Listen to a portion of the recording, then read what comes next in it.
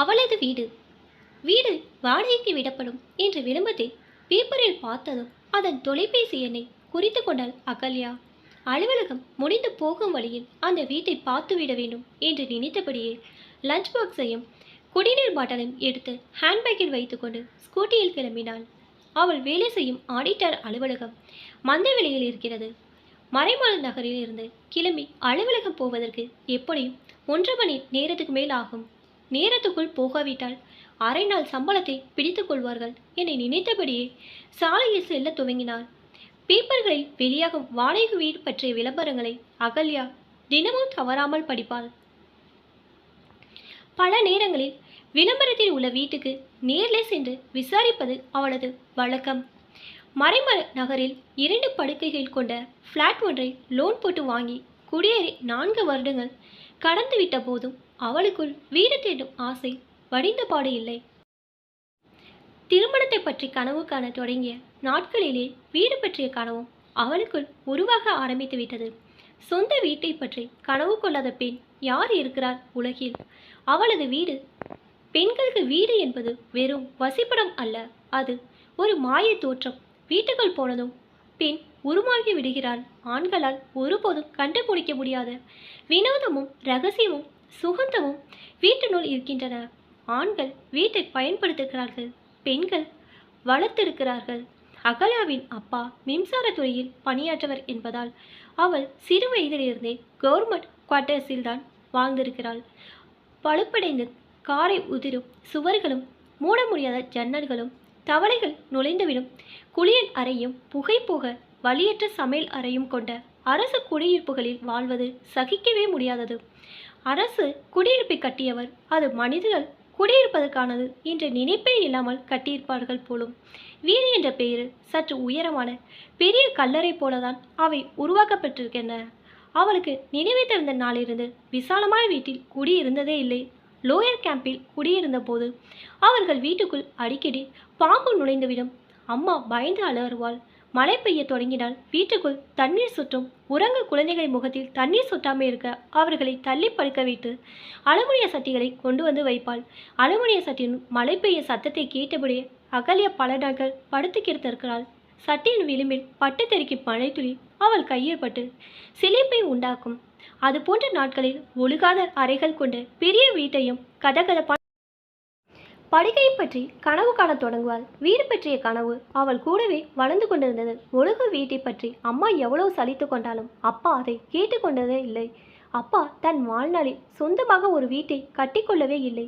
மதுரையில் வீடு வாங்குவது பற்றி அம்மா எத்தனையோ முறை சொல்லிய போதெல்லாம் முதுமையில் பூர்வகை கிராமத்தில் உள்ள வீட்டில் போய் தங்கிவிடுவோம் என்று சொல்லி அப்பா அடக்கி வைத்து விடுவார். அதன் அவசியமே இல்லாமல் 53 வயதில் அப்பா இறந்து விட்டார். அம்மா பாட்டுதான் திண்டாட்டம். அவளுக்கு இப்போது 65. மகள் வீட்டில் வந்து தங்கியிருக்க மாட்டேன் என்று ஒவ்வொரு மகன் வீடாக அலைந்து அவமானப்பட்டு கொண்டிருக்கிறார்.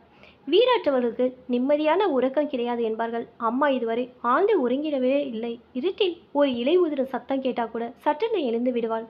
அந்த பழக்கம் அகல்யாவுக்கும் இப்போது வந்துவிட்டது. யோசித்து பார்த்தா ஹாஸ்டலில் படிக்கும் நாட்களில் மட்டுமே அகல்யா ஆழ்ந்து உறங்கியிருக்கிறாள். அதுவும் அவளது ஹாஸ்டல் மலையின் அடிவாரத்தில் இருந்தது. ஆகவே காலையில் சில்லென காற்றடிக்கும் படுக்கையை விட்டு அவளால் எழுந்து கொள்ளவே முடியாது. அப்போதெல்லாம் இது போன்ற மலை அடிவாரத்தில்தான் வீடு கட்டிக்கொள்ள வேண்டும் என்று நினைத்து கொள்வார். அப்படி நினைக்க தொடங்கியதும் அந்த வீடு எப்படி இருக்க வேண்டும், அதன் சுவர்களின் நிறம் என்ன, எந்த மாதிரியான சோஃபா வாங்கி போட வேண்டும் என்றெல்லாம் யோசிப்பாள்.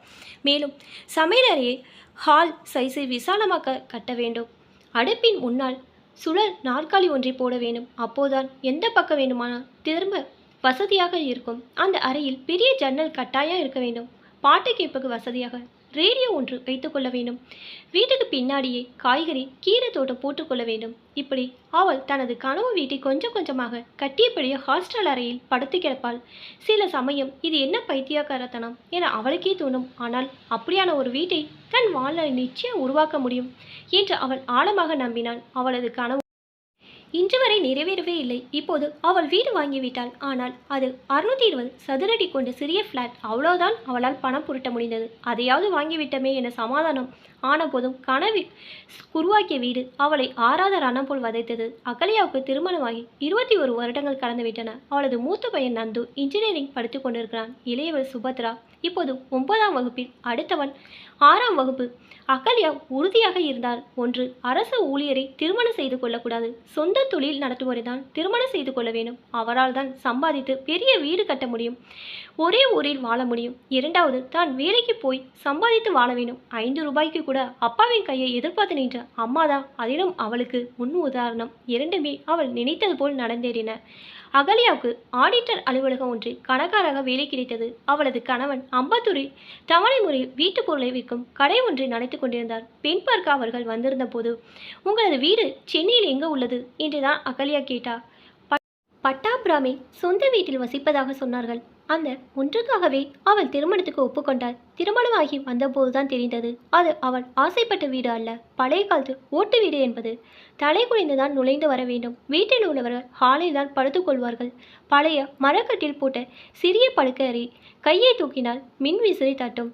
வீட்டுக்குள் கழிப்பறை கிடையாது. வெளியே தென்னை பறித்தை ஒட்டி டெலிஃபோன் பூத்து போல ஒன்றை கட்டி வைத்திருந்தார்கள். கிணற்றில் தண்ணி இறைத்துதான் குளிக்க வேண்டும். சமைக்க ஆரம்பித்தால் வீடு முழுவதும் புகை நிரம்பிவிடும்.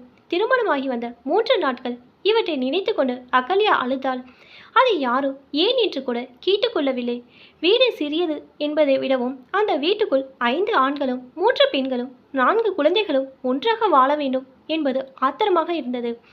திருமணமான முதல் வாரத்தில் சினிமா பார்க்க போகும்போது அகல்யா தன் கணவனிடம், நாம் டவுனுக்குள் வீடு பார்த்து குடி போகலாம் என்று சொன்னாள்.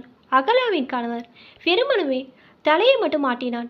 மறுநாள் காலையில் சமையலறை இருந்த அவளது மாமியார், என்னடி வந்து 10 நாள் கூட ஆகல, அதுக்குள்ள தனி வீடு பார்த்துக்கிட்டு போகலாமான்னு சொன்னியாமே, ஒழுக்கமா வீட்டுக்கு அடங்கியிருக்க மாட்டியா என சண்டையிட்டால். அகல்யாவுக்கு அழுகை முட்டி கொண்டு வந்தது. தான் ரகசியமான சொன்ன விஷயத்தை ஏன் இப்படி தன்னுடைய அம்மாவிடம் சொல்லி தன்னை அவமானப்படுத்தினார் என கணவன் மீது ஆத்திரமாக இருந்தது. அன்று முழுவதும் அவரோடு பேசவில்லை. தன் கணவன் ஒரு தலையாட்டும் பொம்மை என்பதை 6 மாதங்களில் அகல்யா புரிந்து கொண்டாள். அதன் பிறகு அகல்யா வேலைக்கு போகத் தொடங்கினாள். மந்தவெளிக்கு வேலைக்கு போகத் தொடங்கிய போது அவளுக்கு கை குழந்தை இருந்தது. அதை காரணம் காட்டி முதல் முறையாக வீடு மாறினாள். மிக சிறிய வீடு, படுக்கை அறை என தனியாக கிடையாது. குறுக்கலான சமையலறை, அதன் ஒரு பக்கம் கழிப்பறை. ஒவ்வொரு நாளின் இரவும் சுழலும் மின்விசிறியை வெறித்து பார்த்தபடியே ஏன் இப்படியான ஒரு வீட்டில் வசிக்கின்றோம் என நினைத்து அழுவாள். அவள் கணவனோ படுத்தவுடனே உறங்கிவிடுவான். குழந்தைக்கு தொட்டில் போட ஒரு இரும்பு வளைய கூட இல்லாத வீடு எதற்கு என ஆத்திரமாக இருக்கும். சேலையை மடித்து போட்டு அதில்தான் குழந்தையை உறங்க வைப்பாள். அப்போது வீட்டில் ஒரு நாற்காலி கூட கிடையாது. யாராவது விருந்தினால் வந்தால் பாய் போட்டுதான் உட்கார சொல்ல வேண்டும். அதுபோன்ற நேரங்களில் அவள் கூனி குறுகி விடுவாள். விருந்தினர்கள் வெளியேறினும் தனியே உட்கார்ந்து கொண்டு அழுவாள். அவளுக்கு யாரை குற்றம் சொல்வது என புரியாது. சுபத்ரா பிறந்தபோது அந்த வீட்டிலிருந்து அடையாருக்கு மாறினாள். அது மாடி வீடு. வீட்டின் முன்னால் பூந்தொட்டிகள் வைத்துக்கொள்ளும் அளவுக்கு கொஞ்சம் இடம் இருந்தது. அதில் 4-5 பூச்செடிகள் வாய்ந்து வைத்ததோடு வீட்டு ஓனர் பயன்படுத்தாமல் போட்டிருந்த மர நாற்காலியை சரி செய்து போட்டுக்கொண்டாள். வேலை விட்டு வந்தவுடன் அந்த நாற்காலியை உட்கார்ந்தபடியே வீதியை பார்த்து கொண்டிருப்பாள். உயரமாக அடுக்குமாடி வீடுகள் உருவாகுவதையும் பெரிய பங்களாக்களையும் கடந்து போகும்போது அவளது மனம் அடித்து கொள்ளும். சில சமயம் சாலையில் நடக்கும்போது மூடப்பட்ட பெரிய இரும்பு கதவு கொண்ட வீடுகளின் முன்பு போய் நின்றபடியே அது தன்னுடைய வீடு என்று கற்பனை செய்து கொள்வாள். எப்போது இது போன்ற வீட்டில் வாழப்போகிறோம் என மனம் அடித்து கொள்ளும். இயலாமை, அது உன்னால் முடியாது என்ற உண்மையை சொல்லி அவளை பரிகாசம் செய்யும். விசாலமான எந்த வீட்டை கண்டாலும் அவளிடம் இருந்து ஒரு பெரும் மூச்சு வருவதை தடுக்கவே முடியாது. சைதாப்பேட்டை, வடபழனி, கிண்டி, நந்தனம், குரோம்பேட்டை என அகல்யா 15 வீடுகளுக்கு மேல் மாறியிருந்தாள். மறைமலை நகரில் சொந்த வீடு வாங்கி பால் காய்ச்சிய நாளில் வீட்டை பார்த்த அம்மா, என்னடி புறாக்குடு போல இருக்கு என்று கேட்டதற்கு, உன் புருஷன் அதை கூட வாங்க முடியாம தானே செத்து போனா என்று ஆத்திரத்துடன் அகல்யா சண்டை போட்டாள். அத்தனை பேர் முன்னிலையில் அம்மா அழுத போது அகல்யா அவளை சமாதானப்படுத்தவில்லை. அம்மா அழுவது மனதுக்கு சந்தோஷம் தருவதாக உணர்ந்தாள். அன்று இரவு சொந்த வீட்டில் படுத்த போதும் அவளுக்கு உறக்க வரவில்லை. இது இல்லை நாம் நினைத்த வீடு, நமக்கு வாய்த்து இருப்பது இவ்வளவுதான். இந்த வீட்டில் இருந்து கொண்டு நகருக்குள் பெரிய வீடு ஒன்றை வாங்கிவிட வேண்டும் என மனதுக்குள் சமாதானம் சொல்லிக் கொண்டாள். பிறகு அது நடக்கவே நடக்காது என உணர்ந்தவள் போல் அழுதாள். ஏமா அழுகுற என மகள் கேட்டபோது அவள் பதில் பேசவில்லை. மனதுக்குள் அவள் கட்டிய கற்பனை வீடு அவளை சத்தமாக கேலி செய்ய தொடங்கியது. அதை அடக்க வேண்டும் என்பதற்காகவே பேப்பரில் வரும் விளம்பரங்களை பார்த்து வாடகைக்கு வீடு தேடுவதை தனது விருப்பமாக மாற்றிக்கொள்ள ஆரம்பித்தாள். வீடு வாடகைக்கு கேட்பது போல் சும்மா விசாரித்து சுற்றி பார்ப்பது அவளுக்கு பிடித்தமாக இருந்தது. சில சமயம் வீட்டு உரிமையாளர் சாவியை அவளிடம் தந்து நீங்களே பார்த்து வாருங்கள் எனும்போது அவள் அந்த வீடு தன்னுடையது என்பது போலவே உணர்வாள். காலியாக உள்ள வீட்டின் தரையில் படுத்துக்கொள்வாள் அல்லது பாத்ரூம் குழாயை திறந்து விட்டு போதும் போதும் என முகம் கழுவாள். சில வீடுகளில் ஹேர்பினால் தனது பெயரை எழுதி வைத்துவிட்டு வருவாள். விஸ்தரமான வீடு விஸ்தரமான மனதை உருவாக்கிவிடும் என நம்பினாள் அகல்யா. இப்படியாக மாதம் 10-20 வீடுகளை வெறுமனை பார்த்து வருவதை வழக்கமாக்கி கொண்ட பிறகு அவளது இயல்பு மாறியது. ஒவ்வொரு வீட்டு உரிமையாளர் தன்னை பற்றி கேட்கும் போதும் அவள் புதிதாக ஒரு கதை சொல்ல ஆரம்பித்தாள். தனது கணவர் அமெரிக்காவில் வேலை செய்கிறார், தனக்கு ஒரே பெண் என்று சொல்வார். சில சமயம் இப்போதான் முதன்முறையாக சென்னைக்கு வருகிறோம், இதுவரை திண்டுக்கல்லில் குடியிருந்தோம் என பொய் சொல்வார். ஒரு வீட்டில் நாங்கள் சிங்கப்பூரில் 15 வருடங்கள் வாழ்ந்துவிட்டு இப்போது சென்னை திரும்பி இருக்கிறோம் என்று பொய் சொன்னாள். இந்த பொய்கள் அவளுக்கு பிடித்திருந்தன. ரசித்து சொன்ன பொய்கள் எல்லாம் நிஜமா இருக்கக்கூடாதா என்று ஆசைப்பட்டாள். பிடித்தமான சில வீடுகளை தனது செல்போன் கேமராவில் புகைப்படம் எடுத்து வைத்து கொண்டாள். அதை தனியாக இருக்கும்போது பார்த்து கொண்டே இருப்பாள். இந்த ரகசிய தேடுதல் அவளுக்குள் இனம் புரியாத சந்தோஷத்தை உருவாக்கியது. அப்படித்தான் அன்று மாலையிலும் அசோக் நகரில் இருந்த ஒரு வீட்டை வாடகைக்கு கேட்க தேடி சென்று காலிங் பெல்லை அழுத்தினாள். நிறைய மாமரங்கள் உள்ள வீடு. ஒரு முதியவர் கதவை திறந்து விசாரித்தார். அவள் விளம்பரத்தை பற்றி சொன்னதும் வீட்டுக்குள் வர சொன்னார். தூண்கள் கொண்ட பழைய காலத்து வீடு. உள்ளே ஒரு அறையில் ஆண்கள் சட்டை அணிந்த வயதான ஒரு பெண் படுக்கையில் சோர்வுடன் எழுந்து உட்கார்ந்திருப்பது தெரிந்தது. அந்த பெண் யார் என பலவீனமான குரலில் கேட்டார். வீடு பார்க்க வந்திருக்காங்க என்று குரல் கொடுத்தபடியே முதியவர் சாவியை தேடிக்கொண்டிருந்தார். படுக்கையில் இருந்த பெண் கீழே இறங்க பார்த்து தடுமாறுவதை கண்டாள் அகல்யா. கையில் சாவியோடு நின்றிருந்த முதியவர் சொன்னார், என் ஒய்ஃபுக்கு கிட்னி ப்ராப்ளம், 10 வருஷங்களா படுக்கையில் கிடக்கிறாங்க. பிள்ளைங்க அமெரிக்கா போயிட்டாங்க, நானும் இவளும் தான் இருக்கோம். அதனால் மாடியை வாடகைக்கு விட்டிருக்கேன், பார்த்துட்டு வாங்க என்று சாவியை அவளிடம் தந்தார். அகலமான படிக்கட்டுகள். மாறி ஏறி போனதும் மாமரத்தின் கீழே வீட்டு ஜன்னலை உரசி கொண்டிருப்பது சந்தோஷமாக இருந்தது. ஒரு மாவிலையை பறித்து முகந்தபடியே அவள் கதவை திறந்தாள். ஹாலில் சிறிய மர ஊஞ்சல். அகலமான ஹால். சுவரில் பதிக்கப்பட்ட ஆளுயர கண்ணாடி. யார் இங்கே வசித்தார்கள் என தெரியவில்லை. ரசனையாக கட்டப்பட்டிருந்தது. குளியல் அறையை திறந்து பார்த்தால் சந்தன நேரத்தில் பெரிய குளியல் தொட்டி இருந்தது. திரைப்படங்களை தான் இது போன்ற குளியல் தொட்டியில் நுரை வழிய கதாநாயகி குளிப்பதை கண்டிருக்கிறாள். குளியல் அறையை ஒரு ஹால் போல் பெரிதாக இருந்தது. சமையல் அறைக்குள் போய் பார்த்தால் ஒரு பக்க சுவரில் கிருஷ்ணன் வெண்ணெய் பானையை உருட்டுவது போன்ற அழகிய ஓவியம் வரையப்பட்டு இருந்தது. உட்கார்ந்து சமைக்க வசதியாக உயரமான முக்காலில் கிழக்கு பார்த்த பூஜை ரூம். இளம்பச்சை நிற வண்ணம். வீடு முழுவதும் அடிக்கப்பட்டிருந்தது. அந்த வீட்டின் ஊஞ்சலில் உட்கார்ந்து ஆடும்போது வாசலில் கையில் ஒரு காஃபி டம்ளருடன் முதியவர் நிற்பது தெரிந்தது. அவள் ஊஞ்சல் ஆடுவதை நிறுத்திவிட்டு கூச்சத்துடன் எழுந்து கொண்ட போது முதியவர் சொன்னார், நல்லா ஆடுங்க, என்ன கூச்சம், காஃபி எடுத்துக்கங்க என்றபடி சிரித்தார். வீடு அழகா இருக்கு என்றார் அகல்யா. டான்ஸர் ரேவதி சுப்பிரமணியம் குடியிருந்தாங்க. இப்போ பெசன் நகரில் வீடு கட்டிக்கிட்டு போயிட்டாங்க. உங்களுக்கு எத்தனை பிள்ளைங்கள், என்ன வேலை, எங்கே வேலை என்று கேட்டார்.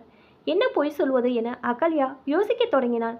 பிறகு சொன்னால், கனரா பேங்கில் வேலை பார்க்கிறேன், ஹஸ்பண்ட் மதுரையில் இன்ஜினியர், ஒரே பையன் மெடிக்கல் படிக்கிறான், மாத வாடகை 20,000 ரூபாய், அட்வான்ஸ் 2 லட்சம் என்றார் முதியவர். என்னால் உடனே அட்வான்ஸ் தர முடியாது, ஹஸ்பண்ட் அடுத்த மாதம் 5ஆம் தேதி தான் வரார், டோக்கன் அட்வான்ஸ் வேணும்னா தரேன் என்றார். அதுக்கேட்ட பரவாயில்ல, உங்களை எனக்கு பிடிச்சு போச்சு, வீடு பிடிச்சிருக்கா என்றார். சந்தோஷத்துடன் தலையாட்டினாள் அகல்யா. டோக்கன் அட்வான்ஸ் கொடுத்துட்டு சாவியை வாங்கிக்கோங்க என்றார் முதியவர். தலையாட்டியபடியே வெளியே வந்தாள். இந்த வீட்டை எப்படியாவது வாடகைக்கு எடுத்து விட வேண்டும் என மனம் அடித்து கொண்டது. எதற்காக அந்த வீடு, யார் குடியிருப்பது என்று அவளுக்கு குழப்பமாக இருந்தது. அன்று இரவு முழுவதும் அதை பற்றியே யோசித்தாள். மறுநாள் வங்கியிலிருந்து 20,000 ரூபாய் பணத்தை எடுத்துக்கொண்டு அந்த வீட்டுக்கு போய் டோக்கன் அட்வான்ஸ் கொடுத்தாள். முதியவர் சாவியை அவளிடம் தந்து, வீட்டு ஜாமாங்க எப்போ வருது என கேட்டார். 10 நாள் ஆகும் என்றார் அகல்யா. மாடிக்கு போகிறதுக்கு தனி கேட் இருக்கு, எங்களாலே உங்களுக்கு எந்த தொந்தரவும் வராது, ஏதாவது தேவைன்னா கூச்சப்படாமல் கேளுங்க என்றார். வீட்டு சாவியை கையில் வாங்கிய போது இது என்ன பைத்தியக்காரத்தனம் என்று தோன்றியது. சாவியோடு மாடிக்கு போன போது இது தன்னுடைய வீடு என சந்தோஷமாக இருந்தது. அவள் ஆசை தீர ஊஞ்சல் ஆடினாள். பிறகு அருகில் உள்ள கடைக்கு போய் ஒரே ஒரு பாய் மட்டும் வாங்கி வந்தாள். ஹாலில் பாயை போட்டு படுத்து கொண்டாள். இது தனது வீடு, தனக்கு மட்டுமே ஆன வீடு. இப்படி ஒரு வீடு தனக்கு இருப்பது யாருக்கும் தெரியக்கூடாது. இந்த வீட்டில் தன்னோடு யாரும் குடியிருக்கப் போவதில்லை. இங்கே தான் மட்டும்தான் வாழப்போகிறேன் என அவளுக்கு சந்தோஷமாக இருந்தது. அன்று முதல் அவள் அலுவலகம் விட்டதும் நேராக இந்த வீட்டுக்கு வந்து விடுவாள். ஒரு பையில் மாற்று உடைகள் சிலவற்றை கொண்டு வந்து வைத்து கொண்டாள். 2 ஸ்பூன், ஒரு ஃப்ளாஸ்க், டம்ளர், பழம் வீட்டு கத்தி ஒன்று என அவசியமான சில பொருட்களை மட்டும் கொண்டு வந்து வைத்து கொண்டாள். வீடு பொருட்களால் நிரப்பப்படாமல் இருப்பது சந்தோஷம் தருவதாக இருந்தது. ஆப்பிள் வாங்கி வந்து சிறிய துண்டுகளாக்கி வைத்துக்கொண்டு பாட்டு கேட்டபடியே சாப்பிடுவாள். தனியாளாக சோழிகளை உருட்டி போட்டு தாயம் ஆடுவாள். சிறிய மண்பானை வாங்கி வைத்து அதில் தண்ணீர் குடித்தாள். பாக்கெட் ரேடியோ வாங்கி வந்து பாட்டு கேட்டாள். ஒரு நாள் குளியல் தொட்டியில் சோப்பு நொறிகளை நிறைத்து அதில் ஆசை தெரிய குளித்தாள். கண்ணாடியில் தன்னை பார்த்தபோது வயது கரைந்து போய்விட்டது போல அவளுக்கு தோன்றியது. வீட்டுக்கு தெரியாமல் தனியாக ஒரு வீடு எடுத்துக்கொண்டு ரகசியமாக வாழ்வது அவளுக்கு சந்தோஷமாக இருந்தது. அதே நேரம் எங்கே கண்டுபிடித்து வருவாளா என பயமும் இருந்தது. வீட்டில் யாருமே அவளது மாற்றத்தை கண்டுகொள்ளவில்லை. ஞாயிறு அன்று கூட தனக்கு ஆஃபீஸ் வேலை இருக்கிறது என்று சொல்லி தன் வீட்டுக்கு போய் புழங்க தொடங்கினாள். ஒரு நாள் அலுவலக வீட்டு வரும்போது சந்தன மணமுடைய ஊதுபத்தி கட்டு ஒன்றை வாங்கி கொண்டு போனாள். வீட்டில் ஊதுபத்தி கொளுத்தி வைத்துவிட்டு ஊஞ்சலில் சுருண்டு படுத்து கொண்டாள். அந்த வாசனை வீடு முழுவதும் பரவி நிரம்பியது. எவ்வளவு அற்புதமான சுகந்தான் என நுகர்ந்தபடியே அவள் படுத்து கிடந்தாள். தனக்கு புதிதாக சிறகு முளைத்திருப்பது போல அவள் சந்தோஷம் கொண்டாள். அன்றைக்கு சந்தோஷத்தில் அள வேண்டும் போல் இருந்தது. 20 நாட்கள் அவள் தன் இஷ்டம் போல அந்த வீட்டை ஆண்டாள். சிறுமியை போல வீட்டில் உருண்டு படுத்து உறங்கினாள். அதிக நேரம் தனக்கான வீட்டில் கழிக்க வேண்டும் என்பதற்காகவே பொய் காரணங்களை சொல்லத் தொடங்கினாள். தனக்கென அவள் உருவாக்கி கொண்ட வீட்டுக்கு ஒரு நாள் தனது மகள் மட்டும் அழைத்து கொண்டு வந்தாள் அகல்யா. யார் வீடுமா இது என புரியாமல் கேட்டாள் சுபத்ரா. என் வீடு என்றாள் அகல்யா. நாம இங்கே மாற போகிறோமா என்று கேட்டாள் சுபத்ரா. இல்லை, எனக்குன்னு ஒரு வீடு வேணும்னு தோணுச்சு, அதான் பிடிச்சிருக்கேன் என்றாள் அகல்யா. எதுக்கு என்றாள் சுபத்ரா. அது உனக்கு இப்போ புரியாது. வீடு நல்லா இருக்கா என்று கேட்டாள் அகல்யா. அம்மா ஏதோ தப்பு செய்கிறாள் என உணர்ந்தவரை போல் முறைத்தபடியே, உனக்கு எதுக்கு வீடு, இங்கே என்ன செய்ய போற என கோபத்துடன் கேட்டாள் சுபத்ரா. ஒன்றும் பண்ண மாட்டேன், ஆனால் இது என் வீடு, நான் மட்டும் இருக்கிற வீடு. அந்த நினைப்பு தர சந்தோஷத்தை சொல்லி புரிய வைக்க முடியாது என்றாள் அகல்யா. நான் கிளம்புறேன் என படி இறங்கினாள் சுபத்ரா. தனது இரத்தம் என்ற போதும் அப்பாவின் குணம்தான் அவளுக்கும் இருக்கிறது என்று நினைப்போடு உங்க அப்பா கிட்ட சொல்லாத என்றார் அகல்யா. சுபத்ரா பதில் சொல்லவில்லை. அன்று இரவு அகல்யாவின் கணவன் ஆங்காரமான குரலில் கேட்டான். உனக்கு என்ன பைத்தியமாடி, எவ்வளோ திமிர் இருந்தா தனியாக வாடகைக்கு வீடு பிடிச்சிருப்ப. தனியாக இருக்கியா இல்லை கூட எவனாவது இருக்கானா? அது ஆம்பளைங்க பழக்கம், நான் தனியாக தான் இருக்கிறேன் என்றார் அகல்யா. என்னடி சம்பாதிக்கிறங்க திமுறா, இந்த வீட்டில் உனக்கு என்னடி குறைச்சா என கேட்டான். எனக்குன்னு ஒரு வீடு வேணும், அதை என்னால் கட்டிக்க முடியலை. இது உங்கள் வீடு, இதில் நான் ஒரு வேலைக்காரி, சமையல்காரி, அவ்வளோதான் என்றாள். பலரென அவளுக்கு ஒரு அறை விழுந்தது. காதில் கேட்க கூசும் வசைகளுடன் கத்தி கொண்டிருந்தான் அகல்யாவின் கணவன். பதிலுக்கு சண்டையிட முடியாமல் விம்மியபடியே சொன்னார். ஒரு வீடு கூட நான் நினைச்சபடி அமைச்சுக்க முடியலை. இப்போவே எனக்கு வயசு 44, பாதி வாழ்க்கை முடிஞ்சு போச்சு. எனக்கு நான் எதையும் ஆசைப்படக்கூடாதா? அது தப்பா? எப்போ நீ புக்கு படிக்க ஆரம்பிச்சியோ அப்போவே இப்படி புத்தி கட்டு போக தாண்டி செய்யும். உனக்கு எதுக்கடி புருஷன் பிள்ளைங்க என கத்தினான். பிள்ளைங்களும் சேர்ந்து கொண்டு அவளை திட்டினார்கள். முதல்ல அந்த வீட்டை காலி பண்ணிட்டு வந்தாதான் இந்த வீட்டில் இடம், இல்லை வெளியே போ என அவளது துணிகளை அள்ளி வெளியே வீசினான் கணவன். வீட்டில் அவளுக்காக யாரும் பரிந்து பேசவில்லை. அகல்யா தான் வாடகைக்கு எடுத்திருந்த வீட்டு சாவியை தூக்கி எறிந்தாள். அன்று இரவு அவள் கணவன் வாடகைக்கு வீடு கொடுத்த முதியவரிடம் தரைக்குறைவாக பேசி சண்டையிட்டு அகல்யா கொடுத்த அட்வான்ஸ் பணத்தை திரும்ப வாங்கி கொண்டு வந்திருந்தான். அம்மாவுக்கு மனநலம் கெட்டுவிட்டது, இனி வேலைக்கு போக வேண்டாம் என்றாள் மகள். மூத்த மகன் அம்மாவை லூசு என திட்டினான். படுக்கையில் சுருண்டபடியே அகல்யா அழுதாள். எதையோ நினைத்து கொண்டு அழுதாள். 10 நாட்களுக்கு பிறகு அவள் சமாதானம் அடைந்து அலுவலகம் கிளம்பிய போது அவளது ஸ்கூட்டியை வித்திருந்தான் கணவன். பஸ்ல போயிட்டு வந்தாதான் குடும்ப கஷ்டம்னா என்னன்னு தெரியும் என்றான். பஸ் பிடித்து போய் வர தொடங்கிய அகல்யா திடீரென ஒரு நாள் மாலை தான் வாடகைக்கு பிடித்த வீட்டை பார்ப்பதற்காக ஆட்டோவில் போய் இறங்கினாள். யாரோ அந்த வீட்டுக்கு குடி வந்திருந்தார்கள். குழந்தைகளின் ஆடைகள் கொடியில் உலர்ந்து கொண்டிருந்தன. வெளியே நின்றபடியே அந்த வீட்டை வெறித்து பார்த்து கொண்டிருந்தாள். அந்த வீட்டிலிருந்து வாசனை கசிந்து வந்து கொண்டிருந்தது. அது அவள் வாங்கி வைத்த சந்தன மனம் கமலும் ஊதுபத்தி. அந்த வாசனை அவளுக்குள் ஆழமான பெரும் மூச்சையும் அழுகையும் ஏற்படுத்தியது. கர்ச்சீஃபால் கண்களை துடைத்தபடியே தெருவில் நடக்க ஆரம்பித்தாள். சாவு வீட்டுக்கு போய்த்துவிட்டு திரும்பி வருவது போல் இருந்தது அவளது நடை.